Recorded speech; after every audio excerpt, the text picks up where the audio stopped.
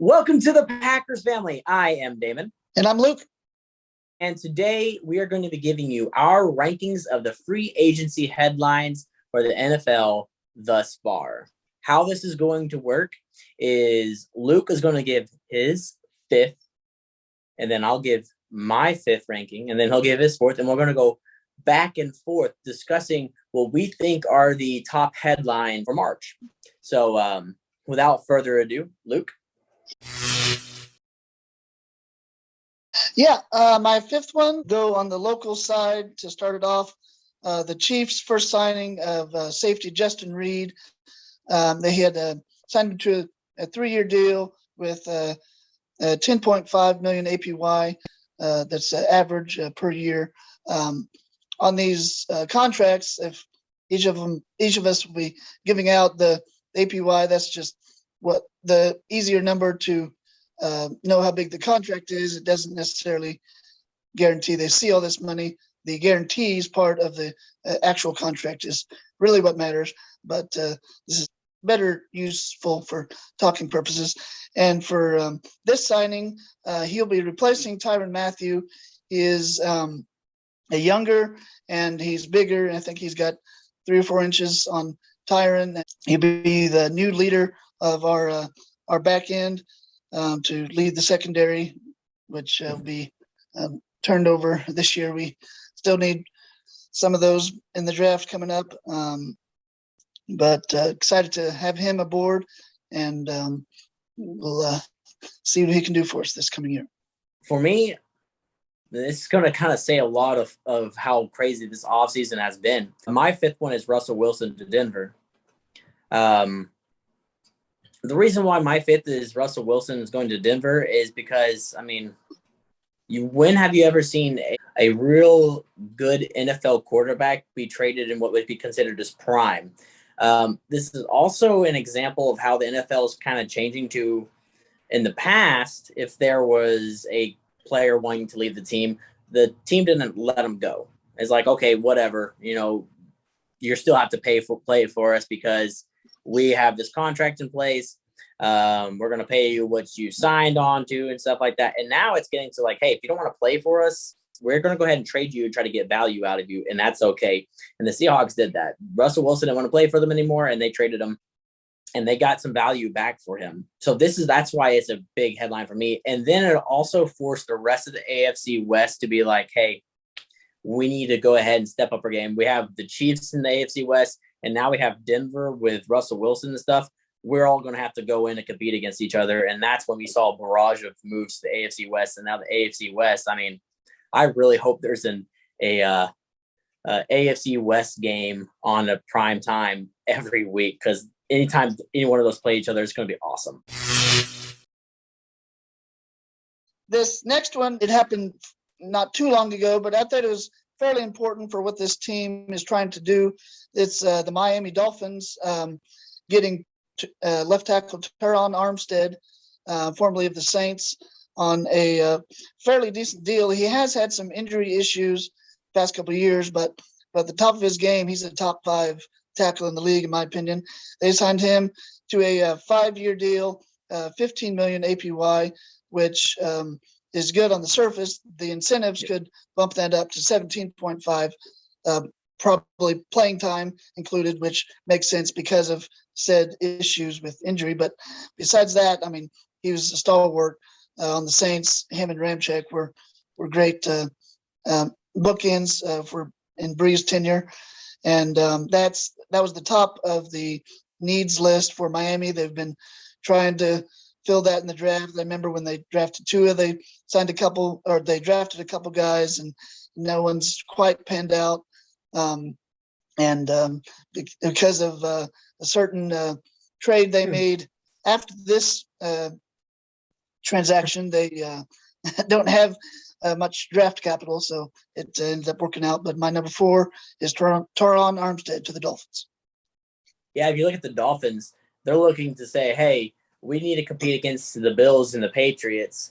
And we also want to see what Tua really has. So if we really put a roster around him and he still doesn't go out and perform, then we know we got to move on, right? Exactly. Which leads to my fourth one. I actually ended up combining a couple because they are so close together and how that works. And that was the Devontae Adams and Tyreek Hill trade is my number 4.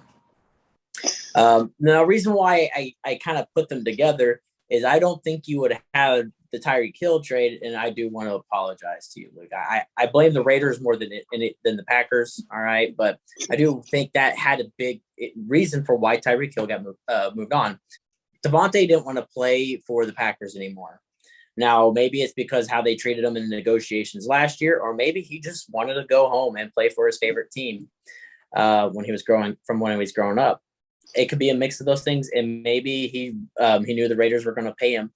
I don't know. Either way, the Packers went ahead and said, hey, if you don't want to play for us, kind of goes with the Russell Wilson thing I was talking about earlier, then you don't have to. We're going to go ahead and see if we can get value for you. And then they got value from the Raiders. Well, then Devontae got paid. Tyreek Hill's like, hey, I want to get paid and I want to go home. What can happen here? And ultimately, he wanted to pursue getting paid and taking over Devontae Adams' spot for highest paid wide receiver. And that ended up happening too. Because Tyreek Hill saw what Devontae got and wanted it also. So those right there, they reset the wide receiver market. And it's going to be interesting to see what happens in the future with wide receivers, in particular, some of these really good ones.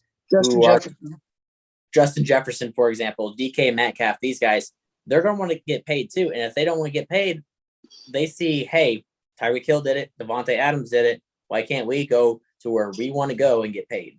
So it'll be interesting to see how these things transition, not just the rest of this year, but also into the next. So for my fourth one, Devontae Adams and the Tyreek Hill trades. Yeah, I figured both of them would be on both of our lists, and spoiler alert, they are. The number 3 for me is the Devontae Adams trade to the Las Vegas Raiders from the Packers. The Packers received a first and second round pick in this upcoming draft later this month. Adams has been a stalwart. He's been best receiver in the past couple of years with Rodgers as his quarterback.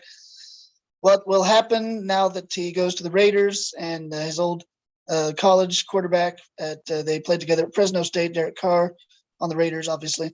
And then they got a pretty good trio of Adams, Renfro, and Waller. And there's a good trade. He ended up signing a contract worth $28.25 million APY, a 5-year deal ended up being, and just created a domino effect for the wide receiver market, like you said. And it's a wild offseason, wild. Number 3 for me is the Deshaun Watson trade. Now, not to get into the legal issues that have arisen for Deshaun Watson, but the big thing that came out of this, other than the Browns selling their soul, basically, and all the draft picks they gave up, was the fact that the Browns paid him, was it $230 million guaranteed? Fully guaranteed. Yep. Fully, not guaranteed. I'm sorry, I misspoke. Fully guaranteed. And we talked about the wide receivers resetting the market. Talk about a quarterback completely resetting the market, because teams always shied away from a fully guaranteed contract. They don't want that. And because it's a fully guaranteed contract, all these future players who are going to come up are going to be like, hey, wait a minute. Deshaun Watson, who's got all this stuff going on, just got a fully guaranteed contract.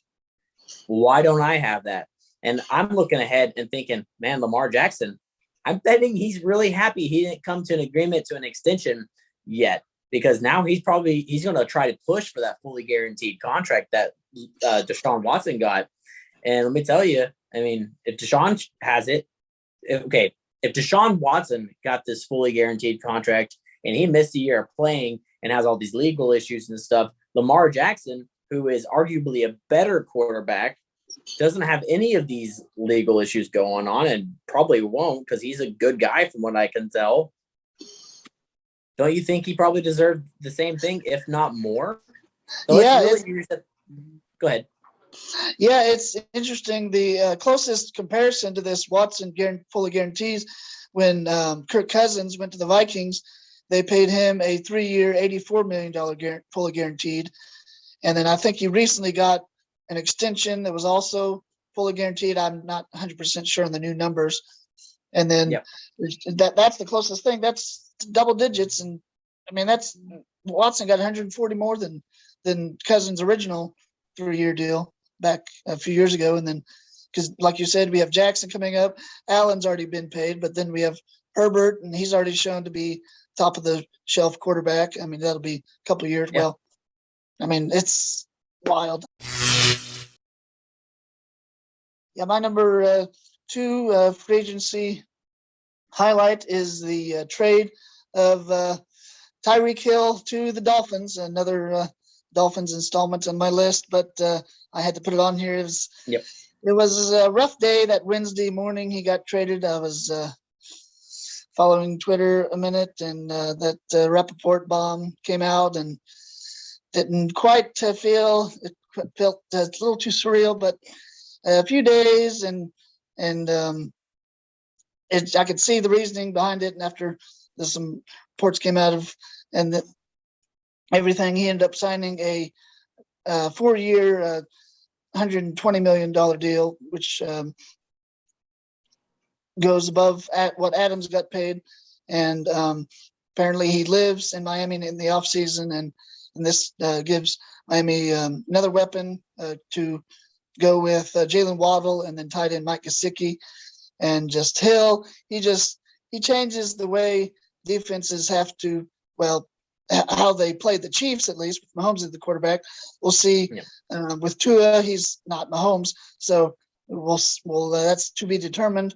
But he's just very explosive. And I found a stat in his first 32 games, Tyreek had 13 touchdowns of more than 50 yards, which that was when he was punt returner / kick return at that time. So a few of them were returns, a couple rushing touchdowns, and then of course the rest receiving.